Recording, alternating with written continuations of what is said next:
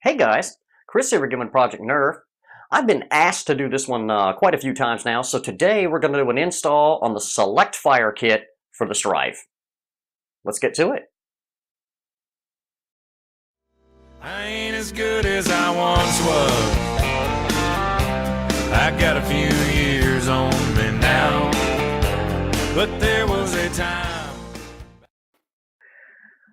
Okay, as you can see, I've already got it opened up. Got a little container here for my screws and miscellaneous parts. So this lock, we're getting rid of that. We have an extended mag lever that we're going to put in it, so we're not going to need those. Let's see if we can get this thing here. And please, no one have a conniption. I know these blue stripes are getting rare, but this one is burnt up, so that's how it became my the candidate for my custom Stryfe here. I was going to use a white modulus, but this one died on me while we were playing with it the other day. So after singing taps and giving serious consideration to doing a proper burial,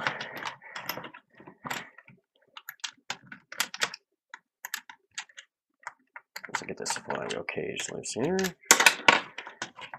There we go. Not going to be needing that.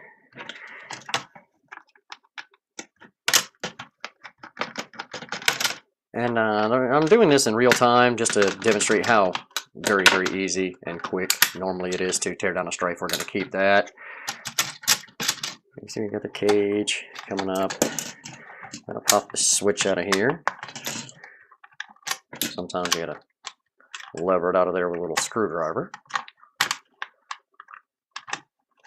It's probably only been in there for 10 years. Sometimes they don't. There we go. Got that. We're going to unscrew the thermistor board. This return spring I always keep whether we need it or not.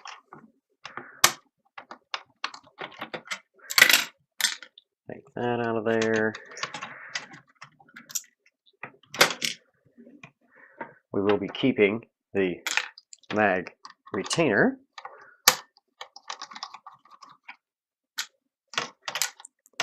Keeping the trigger. 2 more silver screws here.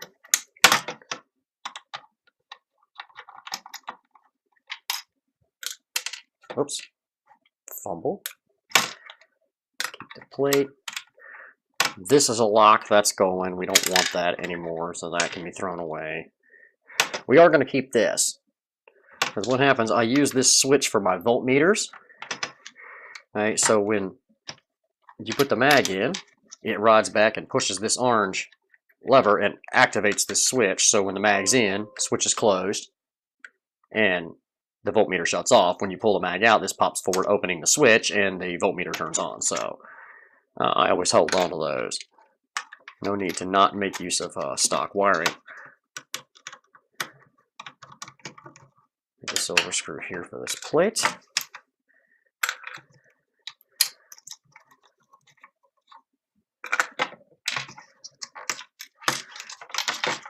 And you can see where we're at right now. We have 2 wires to snip, and we'll be all done tearing this thing down. So all I've got on me is a scissor right now, but that should do. Hopefully I can get under here. Wire cutter would have been better. And there you have it. That's the complete stock electronics out of the Stryfe. So we're ready to go ahead and start dry fitting our Select Fire kit, get our big heavy micro switch installed, new flywheel cage, and all that stuff. So let me get a little organized here. I'll get right back to you. All right, before we get too much farther, let's talk about this battery compartment. We've got to get rid of all of this mess to make room for our big LiPo. Now we've got a big extended battery door that's going to go on it, which I don't particularly care for, but in this case, it's essential. So obviously these sliders are no problem. From the back side, just give those a pinch and they just pop out. Just like that, and we can throw those away because we're not keeping them. The springs are another matter. The front side Okay. Not such a big deal. You can generally take a little screwdriver, I got right here, and get under there and start wedging it up.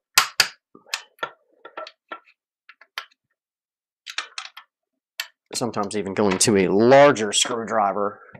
Once you get that gap started right there, hopefully you can see it right in there. I just kind of stick this in there and rotate it. See that spring starting to come up out of there. There we go. Again, don't need that. The back side, a little bit different story because that's where our wires originally come through. Now I have found, personally, the best way to get these out is to take a standard head screwdriver and hit it with something. I don't have a hammer, but just drive those through, just like I did there.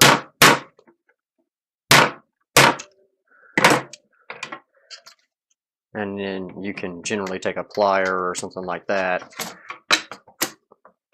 and just pull them the rest of the way on out. And that's how I do that. There's probably lots of other ways. So somewhere along the line here, we're going to get the Dremel and carve out all of this stuff to make space for our big lipo. And then we're going to start putting everything else together. Okay, as you can see, I've got my BSP, or black steel props, a performance canted flywheel cage setup here, and I've got Neo-Hellcats in here. I've never had the chance to try those either, so since we're trying new things on this blaster, figured why not? And of course I put this brass guide in. Now, you can order this cage with the guide pre-cut. I didn't do that because he sends along this nifty little tool right here that you simply slip your brass through, mark it, and cut it out accordingly. So that's what we did, and all that's prepped. Again, guys, to screw our motors in, set that down for you. Hopefully you can read that. Again, I grabbed these at Bolt Depot. These are 2mm by 0.04mm by 4 millimeters long, and these are the correct size for aftermarket motors to screw them into cages. So definitely want to pick up a packet of these if you're going to do any aftermarket motors. Put those things aside. Okay, there are places that we have to cut the shell on this blaster, and as you can see, we've already cut out for our motors and screwed on our motor cover here. Removed everything inside the battery door. Okay. To my understanding, we have to cut it roughly from there to there to make room for the gear on the pusher. Okay, and then we have to cut a slot in it right in there somewhere. Hopefully you can see that. Okay, now on the blue Stryfe, you don't have to worry about it, but if you're using a newer Stryfe, an OJ or a Modulus, there were 3 fins, 1, 2, 3, on the other side of the shell, and you'll have to take the top one off to install this kit. On the blue Stryfe, it doesn't have them, so it shouldn't be an issue at all. I'm going to go ahead and do that shell cutting, and we're going to start loose fitting our kit. Okay, so you can see, hopefully right here, I've made my first cut. Now, I used my X-Acto razor. Now be incredibly careful when doing this, guys. And then I also made 2 cuts here and here, right where I drew my marks. And then you can just generally take and bend the plastic back and forth a few times, and it'll snap and break off pretty clean, like that. And that's a good place to start with that. We may have to open it up a little bit more, but let's go ahead and get some of our components out. Wow. Lots of parts in this thing.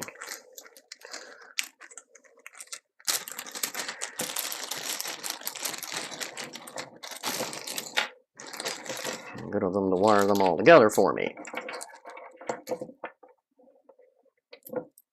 Okay, so this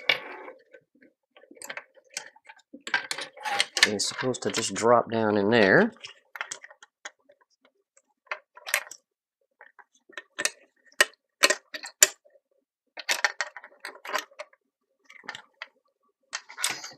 Well, it looks like it would be acceptable to me, and then these wires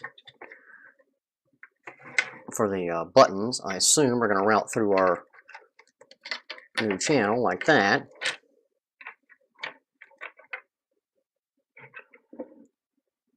And then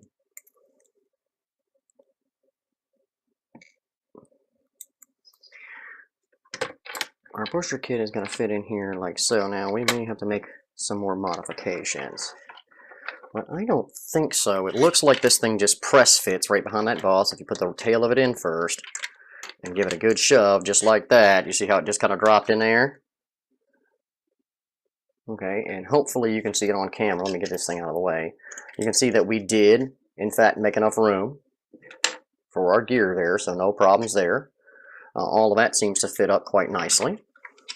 Of course, our pusher arm will go over here, like so, and then this guy's going to connect onto where the bearing's at, with that screw right there. We're not going to put it in just yet. Okay, sorry about that. I knew it was the trigger assembly, but I wasn't quite sure how it went in there. Okay, and what it does is it has a screw hole in the front, and it goes over top of the stock trigger. Now, some of these have a little plate that mounts up. It's got a screw. This one's just solid 3D printed. Now, I didn't screw it on there. Let me see if I can get it to come back off without too much fuss here.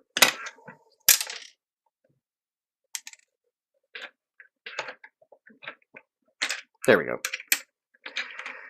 And on mine, I had to cut down this front nub, or I guess rearward, the small one, and I just took that down a bit. You can see this has got one hole in it right there for this big guy, and then a set screw, so that once you put it on there, and we'll just set it like that for time being, you can slide your trigger and actuate the trigger switch. It's even a clicky little switch. The other wires route underneath and come down to your, essentially it's a step-down transformer. It's very similar to the bucks that I use.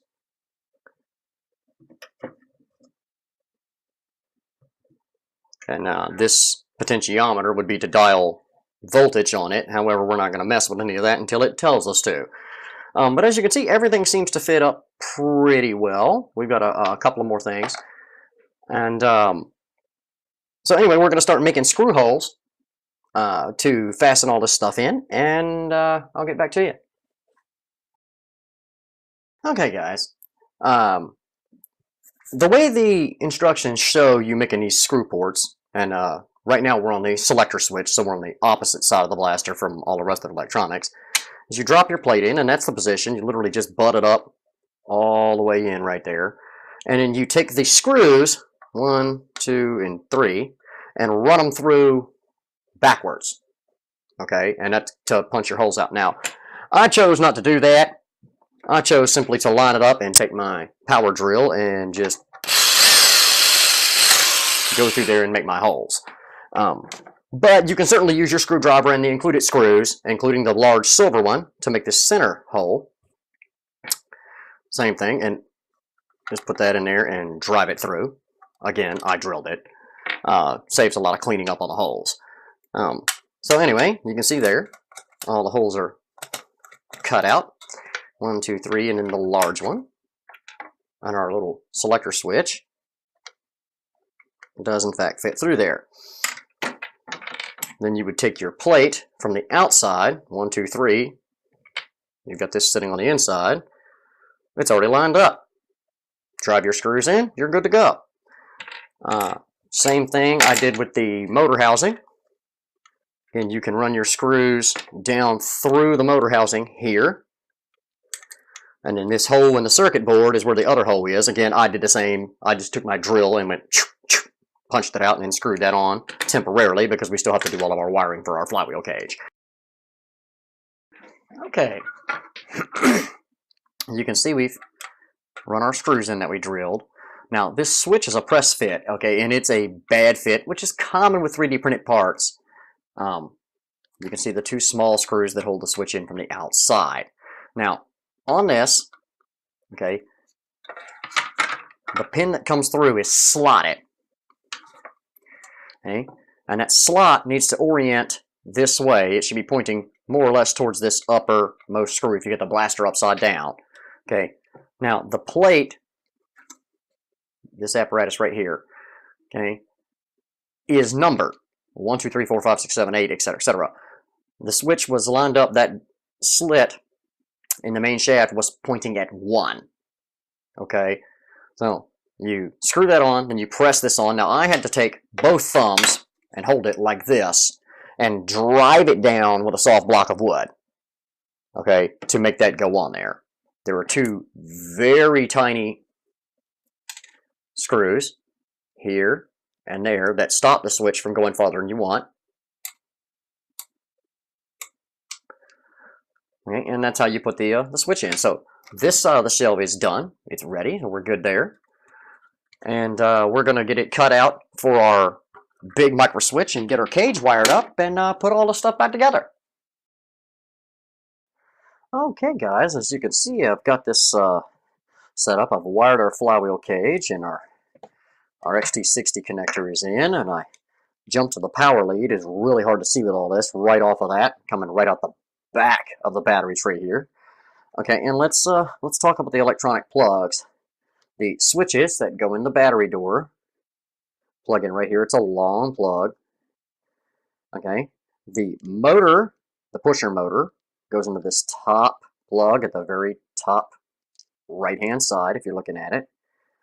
The top plug in this row of 3, okay, is for the pusher stop switch. Okay, the middle one is for the fire trigger. Okay, the bottom one, okay, is the power lead that comes in off your battery right here.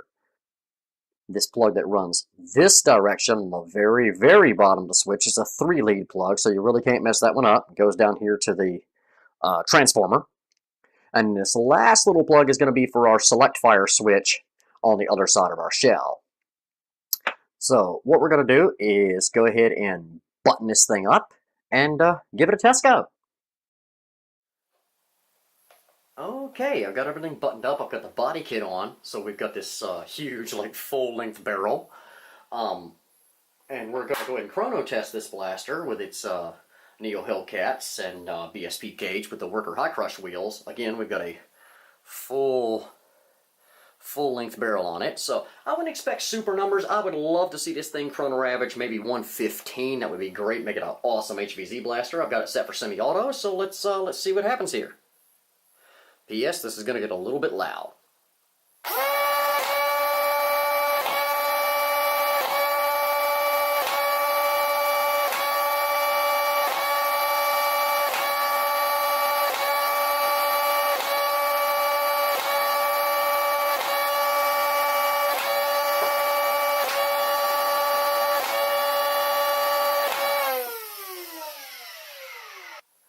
I'll have to manually average that because the average is going to be blown up because of that one really gross misread.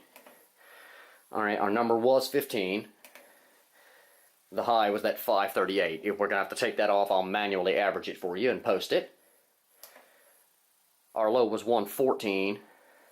And I think I saw a 125 or so in there, so very consistent as far as the this goes. And it's going to come in there, guys, somewhere right around 120, so that is absolutely phenomenal. That's right in a range that you can take to anybody's Nerf war with all of the advantages of having the canted cage and brass guide. Okay, we're going to do a rate of fire test. Now, I have not adjusted the fire rate at all on the Select Fire kit. This is exactly the way it came out of the box. I've made no modifications, no adjustments, and it looks pretty damn fast as is. May have more, I don't know, but let's just see how it is right out of the box. Watch the ducks.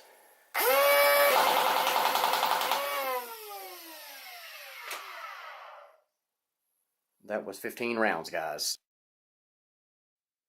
Okay, guys, I hope the video was informative and can walk you through the steps of installing your own Select Fire kit. I wanted to show you this thing in full paint and everything like that, but springtime thus far has not been very kind to us here in Virginia. The first day of spring was 35 degrees and raining, and then we got 4 inches of snow the next day. So we're not in paint, but here it is, completely assembled, my new Stryfe. So you can see that we've got our Select Fire kit installed, our buttons up here for that. On the other side, our big 180 motor cover and giant battery door, and our XM8 long body kit. This blaster with the Neo-Hellcat motors and BPS performance cage with its brass guide. And this select fire kit is absolutely phenomenal. I have no grievances with anything in it. In the chrono section of the video, I was hoping for an average of 115. We came out at 121. So better than my expectation. And the fire rate on this, as stock, right out of the package, came out to 11.2 darts per second. So it's quite fast, and may even have more to offer. There are ways to go on here with these buttons and raise or lower that. I don't know what it's set at from the factory. So, but 11.2 is plenty fast enough for me, so I won't be altering that. And I just love the appeal of this XM8 body kit. There are quite a few segments of the video that ended up getting cut out because of it being so long. So if you have any questions about doing your install, please feel free to email me. I'm sure I can walk you right through what little bit didn't make it into the cut for this video. Guys, till next time, this is Chris for Project Nerf saying, have a blast.